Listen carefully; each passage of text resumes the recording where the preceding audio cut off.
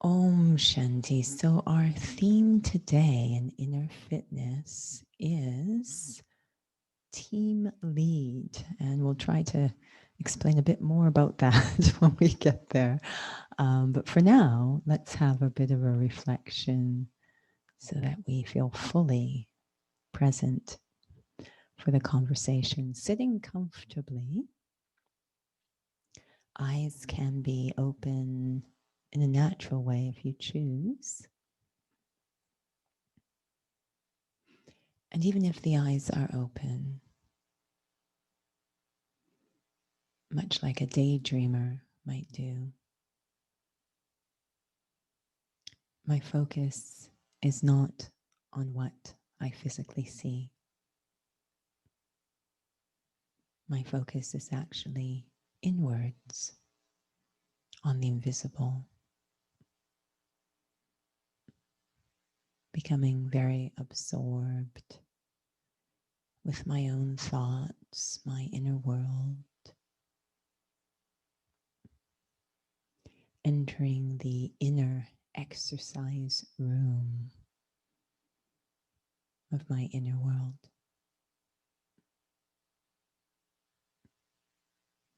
And checking in on my spiritual fitness, my well-being. How is my alignment?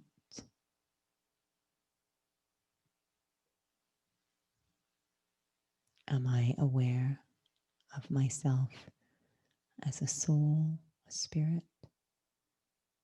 or still thinking I am physical?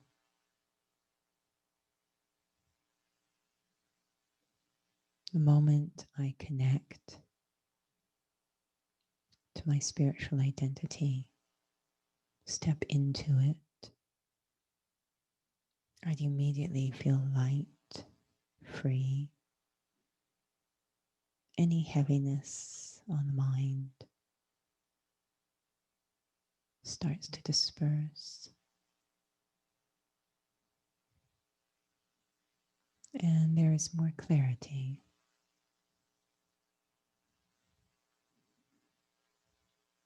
And one of the most beautiful things about remembering I am a soul, it emerges very caring feelings for the self.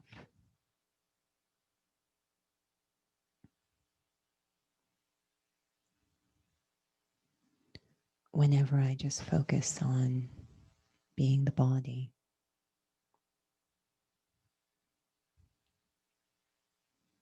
yes, there might be false praise, but I become very critical of the self.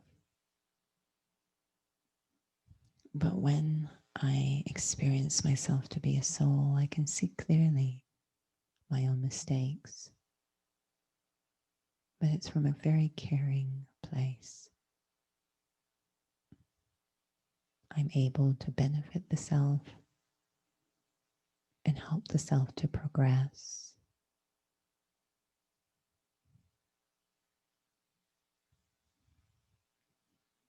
So which alignment will I exercise from today?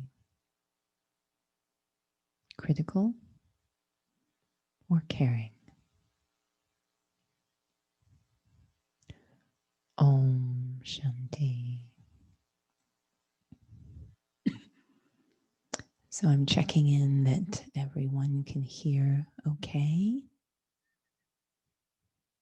Good, great.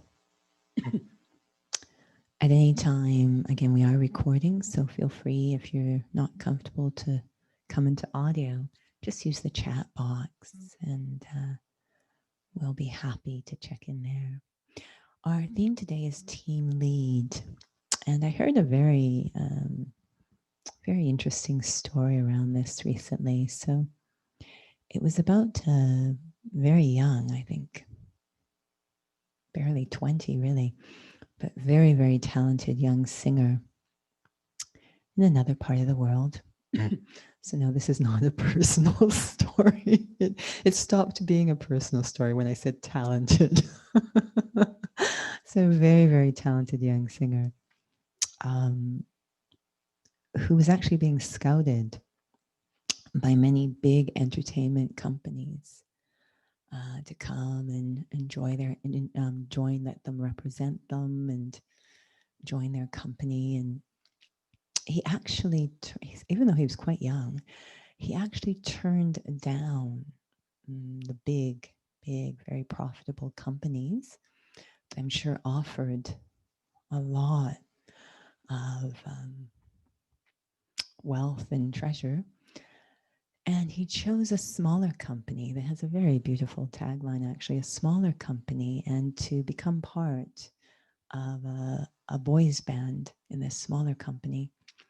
And the reason that he told for why he made that choice, he turned down the bigger contracts for a smaller one, is actually the boys' band he became a part of, they had one person in the boys' band who was a couple of years older. They were all very young.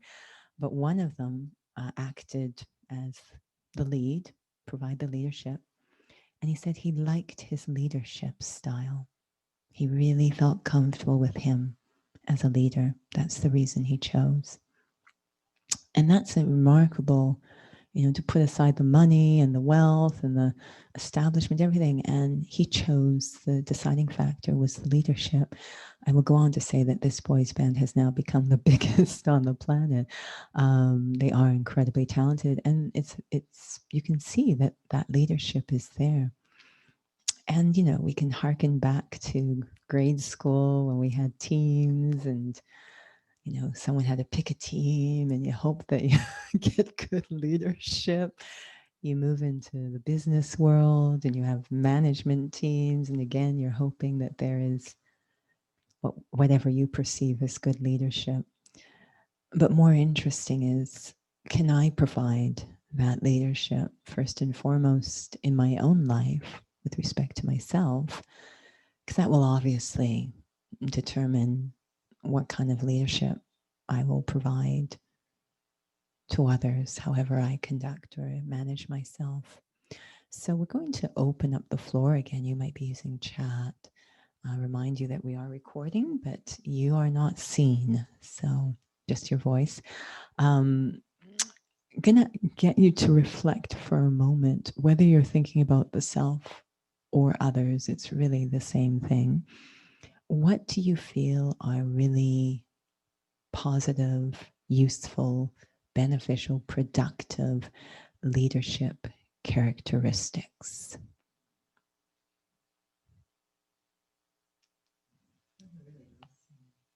Someone who really listens, not just for show, but they really know how to listen. So good listening skills, Raj. I think somebody who's very stable to be a Very good leader. Yeah. stable, very good, very stable, reliable, solid. The rock. So they have self-respect, and therefore respect for others is natural. I'm just feeding. I'm getting And little approachable, I guess, another quality I like. approachable. So I think it could be anywhere from afraid of them to approachable. Yeah, very nice. There was a lovely story that one of the seniors in the Brahma Kumari shared. There's many lovely stories as you give examples now, but they were sharing that even when they go to sleep at night, they leave their door a little open. They never want to feel that they have a closed door to anyone. So approachable. Any other qualities? Humility, which I think obviously is a companion to self-respect, but humility. Patient. So again, the question, what are the characteristics, do you feel are the characteristics of someone who is really that is a productive leader?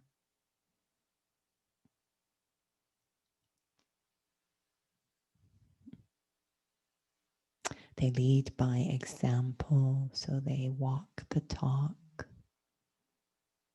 Mhm.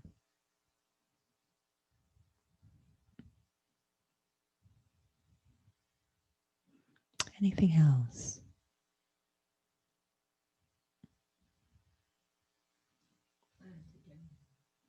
So they plan together, they involve the team in the planning. Mm. Someone who can lead themselves, right? So that's really the coming full circle to where we started, is how does someone provide that leadership to the self? And that will definitely impact how they are with others. So behind me, I tried to reposition the chair so that you could see this photo. We have those who have provided leadership in the Brahma Kumaris family. And I'll see, I know it's kind of backwards, so let's see if we can. So here's Daddy Gulzar right here at the very front. And she is the current spiritual leader of the Brahma Kumaris. And then we have Daddy Prakashmani next, who was 2 generations ago, provided co-leadership with Didi Manmohini. And then we have Daddy Janki, who transitioned at March 27th, so just before Daddy Gulzar. And I don't know if that's Vedanti Ben. I've never been able to tell. She looks so young. So she's providing leadership in the region of Africa. And this is a really interesting organization, the Brahma Kumaris, because such a huge focus is on leadership. Even the name of the study is Raj Yoga, someone who is able to be a sovereign or a ruler of the self. And so big focus on leadership of the self, and therefore being able to provide that leadership to others. And one of the things we look at when we look at leadership within the spiritual story is traditionally, I mean, we have leadership now. I think what might automatically come into our mind as an example is, say, political leadership of a country. But traditionally, way back in ancient times, maybe not that long ago, but the leader would sign, their correspondence or their feeling really in their role was obedient servant.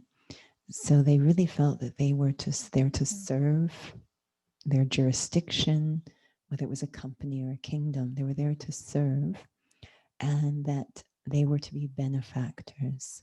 It was almost the feeling of a family, and that they were providing that father role, which I know sounds odd because these are all in female bodies. So providing that father role, but really this idea of sustaining, supporting, serving. So it had nothing to do with position or status. In other words, that I am not thinking of myself as I am the leader of a country, but more, what is the responsibility? What does that really mean to lead? And the power of really almost leading from behind, of putting the needs of others in front rather than the needs of my own ego in front. So that's kind of a traditional concept of leadership. And I know I've had the fortune of being involved in certain team sports or whatever the case, and definitely coming to the Brahma Kumaris, I've seen it experienced it many times. But even before coming to this spiritual practice, I remember being on teams with sports and such. And it was always really such a sign of depth and maturity when the team lead, the one playing that role, was always quite concerned about the welfare of us, of the rest of us. It always seemed like such a mature and very full, that they weren't sort of in it for their own praise or name, but they always had this almost paternal and maternal concern that we were all okay, and they'd look out for us and champion for us and advocate for us. So this, even just getting in our minds what the function of the leader is, because I think that's going to definitely suggest the characteristics. If we look even at the self, providing leadership for the self. So We're talking about leadership for others, that I am obedient servant. I look out for the welfare of others. I'm there to support, sustain, nourish, and nurture. Now to sort of turn those feelings inwards on the self, and to have that kind of feeling towards the self in terms of nurturing and nourishing, and around self-development. We call it our inner kingdom. How to make our inner kingdom as powerful and as beautiful and as prosperous and abundant and peaceful as possible, our inner world. So to provide leadership for the self, if that isn't the approach I have for myself, almost mother and father of my own inner world, it's going to be very challenging to be able to do that externally. Now, I'm going to provide another example because you might be disputing me. I heard recently a story. It was about a woman from being a little girl. She really wanted to be a doctor. She really wanted to help people deeply and felt the medical profession. So she had those feelings. And she actually exhibited it from very young. She would have that kind of protective feeling around her siblings and etc. And she did go on to be a doctor, and quite intense. I think she very specialized. And then pandemic hit, and the demands on her were enormous. But meanwhile, her personal life was kind of falling apart, and she was really struggling personally. So yeah, she was able, you might say, no, you don't necessarily, it doesn't matter how you deal with yourself. You can still.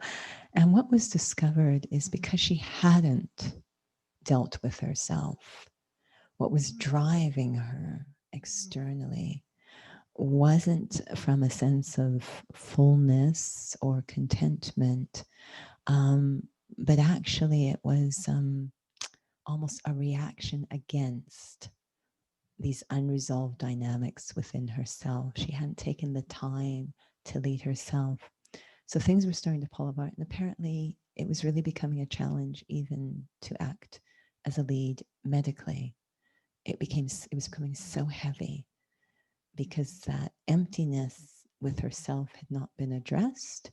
She was trying to get it fulfilled through her work, which many do. And it eventually falls apart. So it's really important to take the time to first give it to yourself. We always use that air mask example in the airplane that's losing air pressure, to give to yourself first, and then it will come from a very healthy place in terms of leading others. And I think that's one of the things that these souls definitely realized and experienced, is they were given a lot of time to develop themselves, to see what kind of leadership style they have just around themselves. And it's remarkable what kind of leaders they became in terms of this organization. It's absolutely singular. I've never seen anything like that anywhere else. But some of the things that we saw in terms of how they led themselves, I'd say all of them have the same quality of being extraordinarily disciplined with themselves, incredibly disciplined. It's the feeling of, it doesn't matter what anyone else chooses to do, this is what I'm going to do. And nobody's going to stop me. This is what I need to do. I mean, some would look at them and say, whoa, these people are intense. Really, really strong self-discipline skills. We look at Dee and right up till the end, actually all of them, you'd find a Merle, this thing we use in the morning class, you'd find in their hand, they'd be studying, there, and it's all said they'd wake up for early morning meditation, whatever the situation with their physically, just very, very firm in terms of their daily study and their daily lifestyle. And someone might say, wow, that seems like they're really harsh. We often get that, that, wow, you seem really extreme and harsh. But when we peel back that layer, what was driving that high level of self-discipline was a very high level of self-respect. they all really, which is fascinating because that is not the messaging they were receiving before coming to the Brahma Kumaris. As young girls, they were not, with the exception of maybe Daddy G. Hema's really, I hope she's okay. With the exception of maybe this one soul, they really were getting quite different messaging as children. I know that for Daddy Genki, she was often given the message, you are not going to amount to anything. You have a big head, you're funny looking, you're not going to amount to anything. And, just really not great messaging prior to coming. But the moment that they came to the Brahma Kumaris, the messaging completely changed. In such a sense, the first thing I think that they received, which I think is the foundation of a really, really healthy leader, whether you're talking about towards the self or towards others, the first thing they received was very pure feelings towards themselves, that self-respect, a really, really strong sense of who they are and what they are capable of, their potential. We call this soul consciousness. It is a gift from God, if you will, but soul consciousness, this very spiritual vision of the self, super important. In fact, I'd say even outside of a spiritual organization such as this, strong leaders tend to be very character focused as opposed to project or outcome focused. So character focus is very safe language for spirituality in some circles. But this idea of focusing on character, on values, but super, super strong sense of self-respect. And from that feeling, all that emerges is, how can I benefit myself? And not just for the sake of the self, but in the case of these souls, if I can get myself into a really healthy place, I can be an instrument to serve others, not because I need praise or fame or recognition, but because a purposeful life is so, what is the point of this life if not to have some sort of purpose to benefit others, is so healthy actually in terms of how the soul is built, how we are built. We use the term children of God quite freely. We like to think that we're all children of God, and that kind of vision might be the only thing that will save us, because children of God suggests that we are all one family.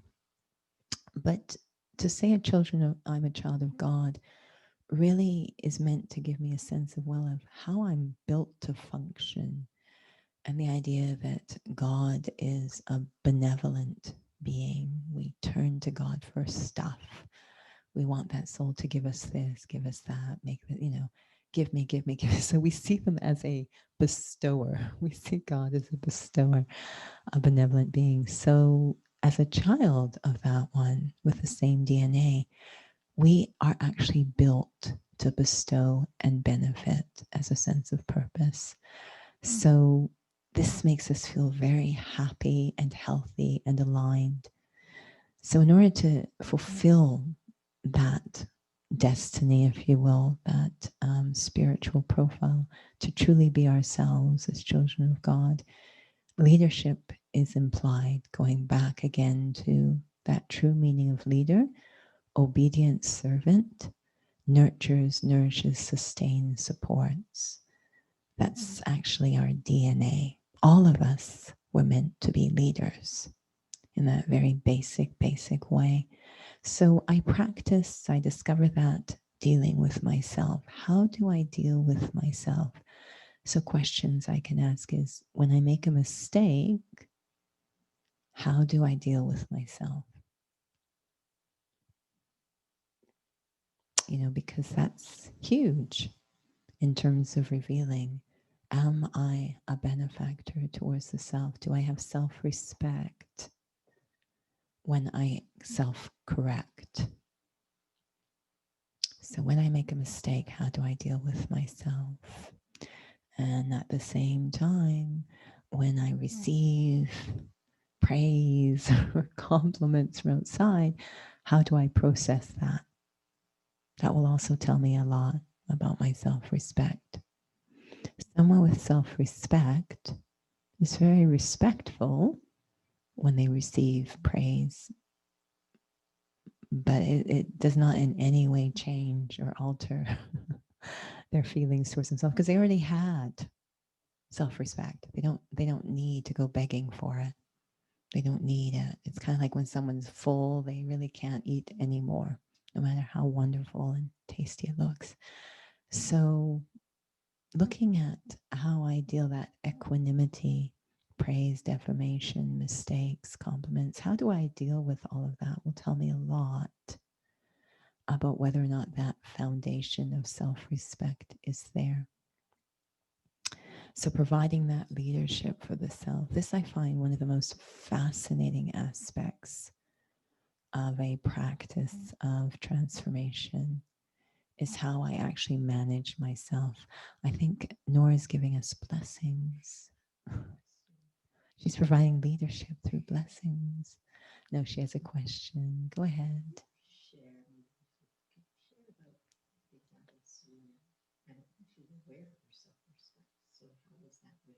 About who? So?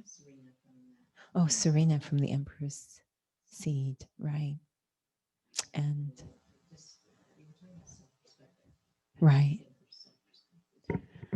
Yeah, I can give a real life example as opposed to one in the book. So I'm thinking as you brought it up, and I've shared this example before, but it just touched me. Yeah. So Nora's just asking about an example of maybe when the soul isn't aware that they have self-respect, but they still seem to exhibit these qualities. So this is a real life example as opposed to a character in a book, but very similar. Ironically, in this example, the person's name was also Judy. So I've shared this story. Maybe that's why it impacted me so much. It was like, I want to be like that Judy. So this Judy was a beautiful, might still be, I don't know. I only met them for a few weeks. Beautiful dancer, ballet dancer, with one of the main companies in Canada. And that summer, their dance master, their ballet teacher, was coming to lead some workshops where I was studying. But Judy was preparing for a major performance. So she traveled with him. And in between workshop sessions, they would rehearse. So we'd get to see them rehearse. And the first thing I noticed about Judy, I mean, I was very young at that age. And I'm sure everyone around us was, dancers are notoriously thin. And Judy didn't even look physically like the conventional dancer. I would say, I mean, she was fit and trim and all this, but she looked so healthy. She looked solid. She looked like she could actually jump. And she was such a strong and solid looking, even physically. So that note that Raj said about stable, you felt that physically. When she didn't look fragile, she looked strong, capable. And she danced beautifully, absolutely beautifully. And the whole point we were sitting there watching the whole thing, which is so interesting. And all that happens when you're rehearsing is you're corrected over and over and over. You rarely get a compliment. You're just corrected over. Like, do this, do it that way. Don't do that. You're too early. Change it. So we're watching all of this, and it's fascinating. And I was just like in awe because she just seemed so healthy in terms of how she took correction. And I remember at the end of it, I mean, she's with this huge ballet company, and so we're in awe. This is like a goddess who's come. We're in awe. And so we're all shy. Can I have your autograph? Kind of. And I remember she came over, and I'll never forget. She came over, and it was almost like a maternal feeling. She was just so sweet. She says, "How are all of you doing? Are you all okay?" Like it wasn't about her at all. She was so not interested in it being about her. I'm sure she felt the feelings of idolatry coming from us, but she was so down to earth. She just neutralized those, and it was about us and making sure we're okay and we're happy. Like it was just, she just oozed this very healthy confidence, but I don't know if she was aware of it, because that's very unique in the ballet world, I hate to say. They get very nervous, but she was so, it wasn't even that she was, I mean, very often with these performance professions, it's nobody's fault, but quite frankly, sometimes the only way you will survive is if you have ego. And I didn't feel that from her. I didn't feel it from her physical presence. I didn't feel it from her character. I felt she had self-respect. And the way that she, in just a few seconds, it's impressed on me to this day, such a nurturing feeling towards others. You never got the feeling that she felt anyone was her competition. I don't think she was aware of it. I don't think she was aware of the impression she made. It was so natural because she, for whatever, however it happened, took the time to lead herself. And so we don't know in the story of the Emperor's Seed why Serena is that way. She clearly had a beautiful father, but somewhere intuitively, she must have taken the time to feel comfortable with herself, such that that character of honesty. And another quality of leadership that came to me was trusting. To trust the leader is huge. To gain the trust that there's that love and cooperation is huge. Very transparent. And one has to be extremely comfortable with themselves to be transparent, to earn that trust. And this again is something, so I was thinking a lot about Dadi Ji, actually Dadi Prakash Mani.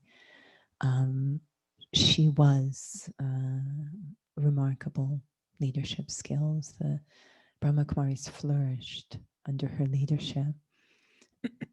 And she was known for, her slogan was self-respect and respect for others.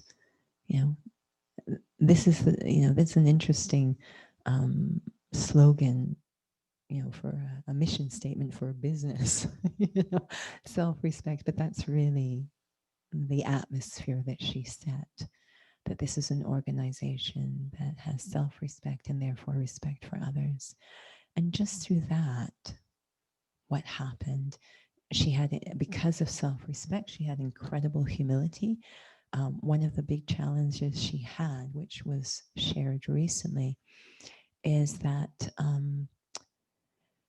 she was quite a bit younger and, if you will, I think at least less experienced than some of the other souls that were around at that time. And people might ask, why did they choose her? Why did Brahma Baba, through signal, choose her as opposed to some of the older senior students who had been in the study longer, had been around Brahma more? Didi is a classic example.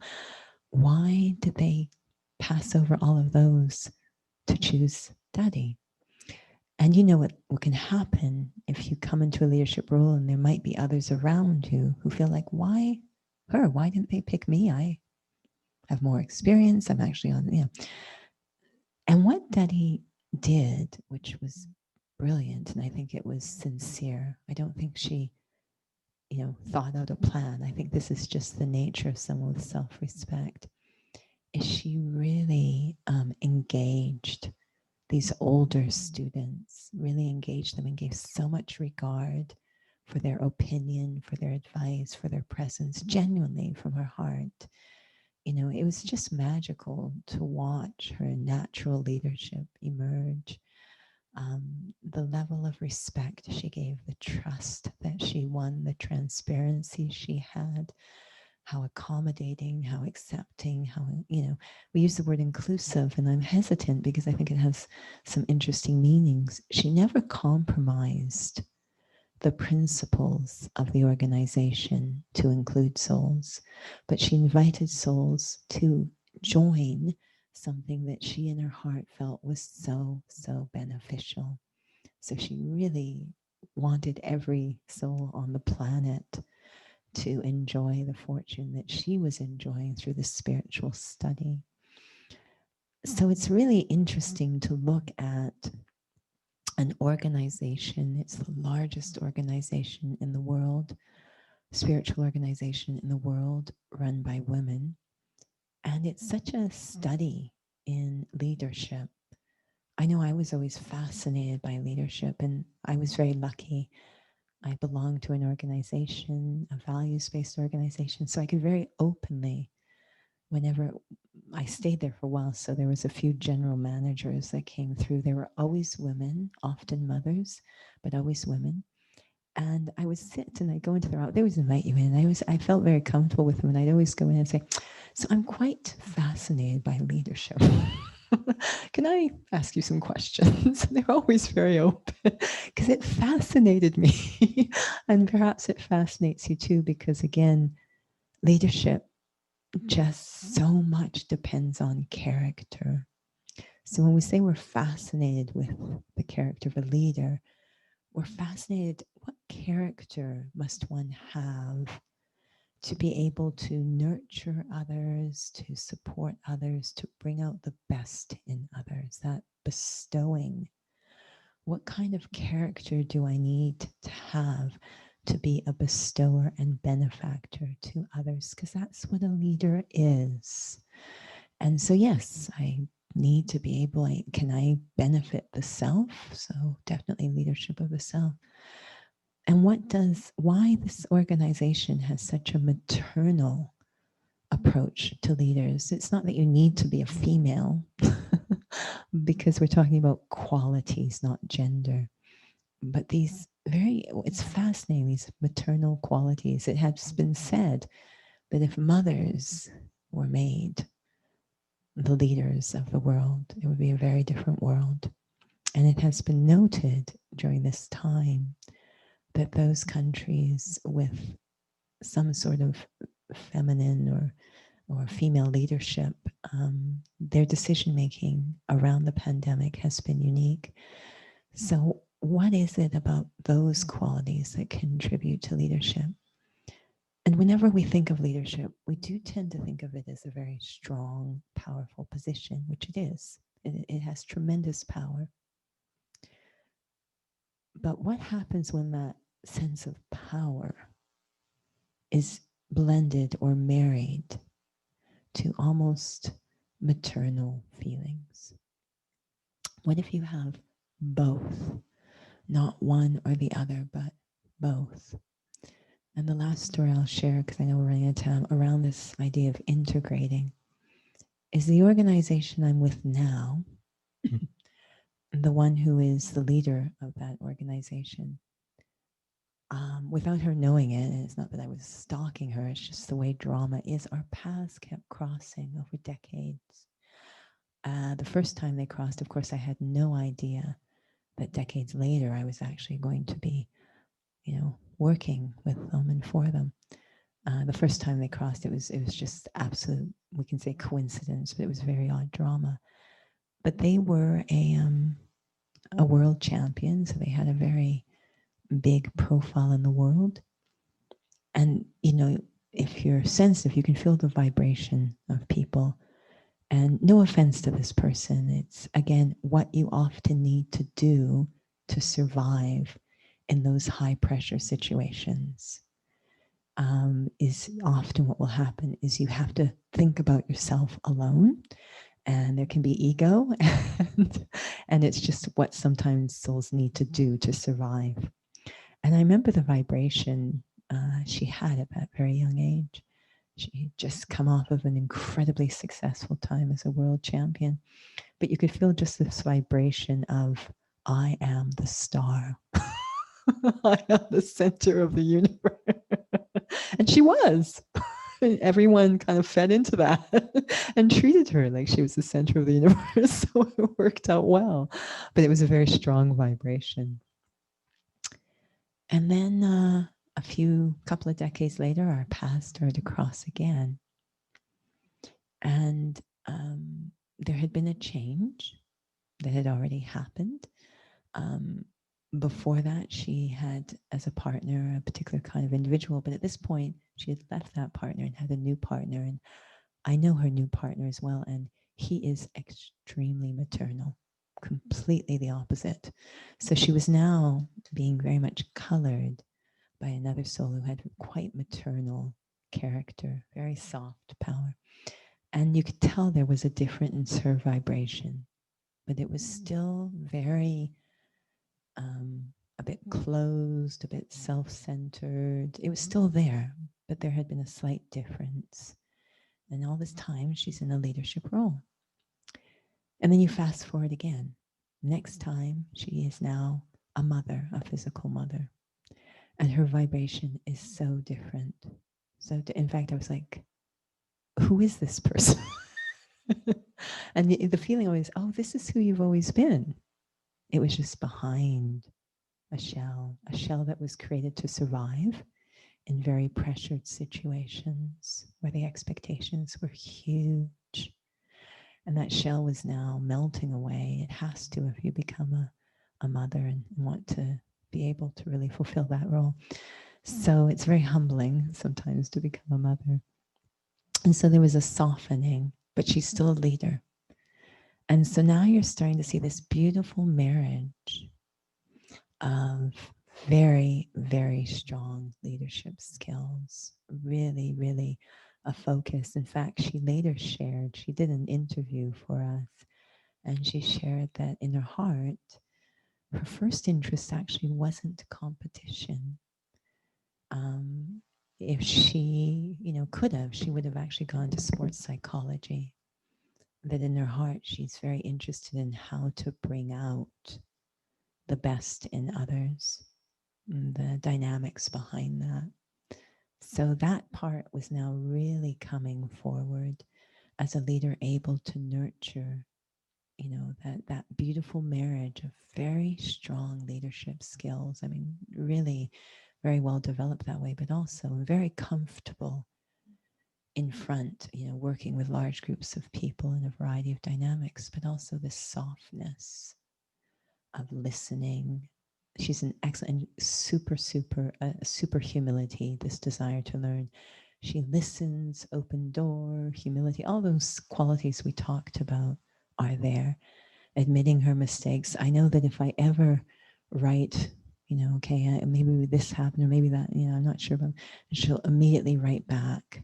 Very, very open, wanting to discuss, very clear. So it's this interesting marriage happening, and that is powerful. We call that not just father, which is how we tend to think of leadership, but mother and father. Can I be both? Right? The father, the aim of the father is to bring out that highest potential. That's what I want to happen. The mother, how is that going to happen? What will be my approach? So I've had a variety of ballet teachers and trainers, and their objective is always the same, to get us to the highest level of performance. But I've seen a range of styles on how they're going to do that. Some are frightening. Let me tell you, absolutely terrifying. I've had ballet teachers where we're all hovering in the change room, afraid to go into the class because she just comes across as super scary.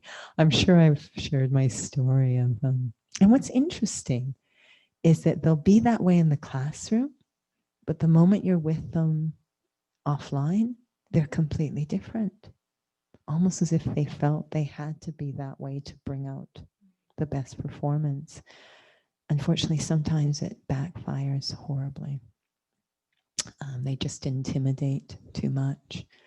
But some, really strong. And then I had one, I'm remembering one ballet teacher who was, firm. There's certain rules that have to happen. But she had this real approach about educating us. Sadly, we knew that, so we could distract her for long periods of time and not actually do anything. Just say, well, explain this to us. But she really, and that's so much she shared was so wise around dance and movement. It really stayed with me. I really appreciated. But that educational was again more the maternal approach.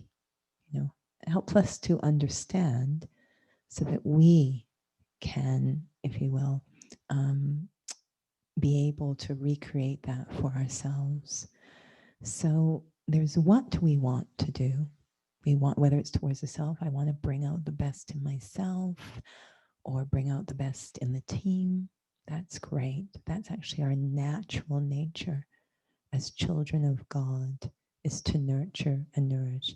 But how I'm going to do that depends on that quality of self-respect, that fullness within the self. That will determine how I'm going to do it. And it's been a real honor and so educational to belong to an organization that has that kind of leadership, that these souls became leaders only after they had that individual time to cultivate that strong self-respect, to the point that in order to move something forward, we talked about timing last time, but they would know, okay, at this moment, the timing says just say, I'm sorry, I made a mistake, even if they hadn't made the mistake. And then at a later time, just this nurturing capacity, intuition, they can have a discussion about what really happened at the right time. They knew all of these qualities came very naturally to them, all because they took that time to lead themselves, to cultivate that self-respect. So how they lead is quite unique.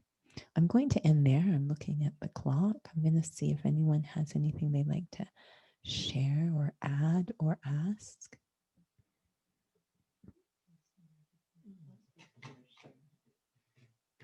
I'll just keep it.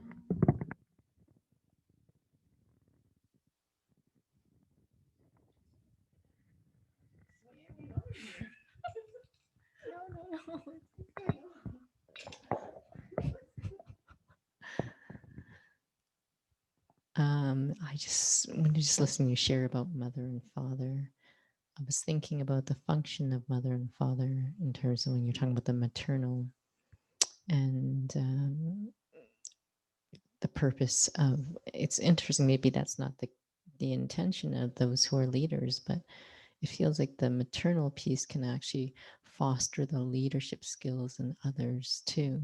So in a way that then fathers, I suppose, can actually be created. Because I was thinking about, I had a statistics teacher, I might have mentioned, he was really good at when about with the subject, but he could not teach for the life of him. And so it always made me think about, like, how does that work, but it was making me think about this father and mother. He wouldn't be able to pass on that capacity to others. And it wasn't, no offense to him, but it was just really interesting, that kind of balance, to be able to inspire others to become like you, which is, wow, that's amazing. Thank you. Yeah, no, that's a beautiful point. I know I also had a microeconomics teacher who loved the subject matter, but I am the teacher.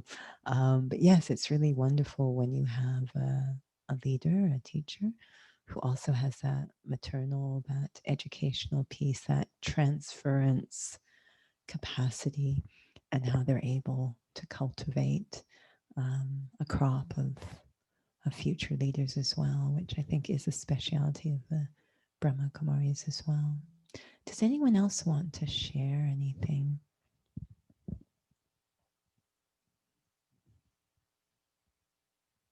Silence. Leading by silence. All right. We will then conclude with a bit of a reflection, if that's okay. I don't know if there's any announcements Do you know what interview with a Raj Yogi is going to be about? Do we know? Probably not. Okay, that's all right. We'll end with a reflection.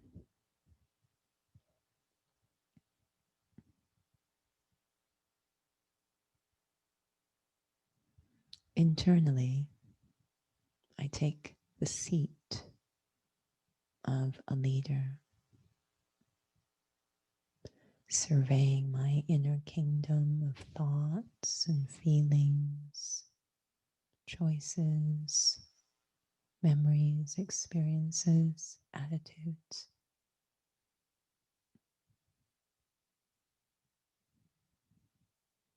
I, the soul,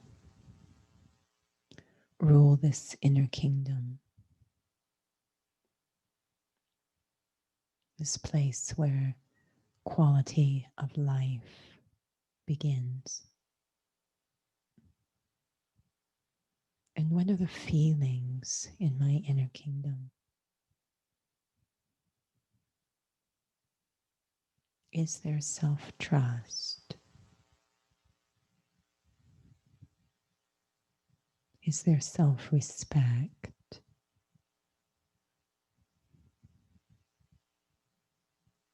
Is there self-understanding?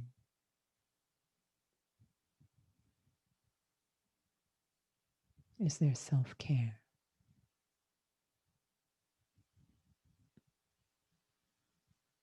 This very mature seat of healthy leadership begins inside. These feelings in my inner world. Because yes, I will have to have clarity, correction, commitment,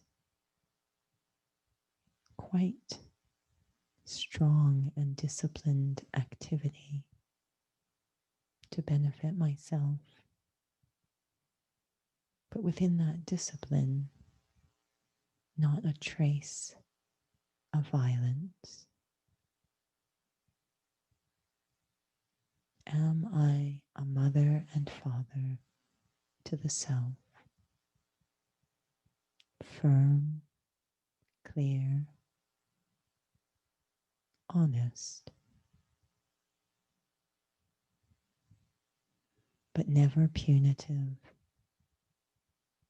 never degrading, never critical.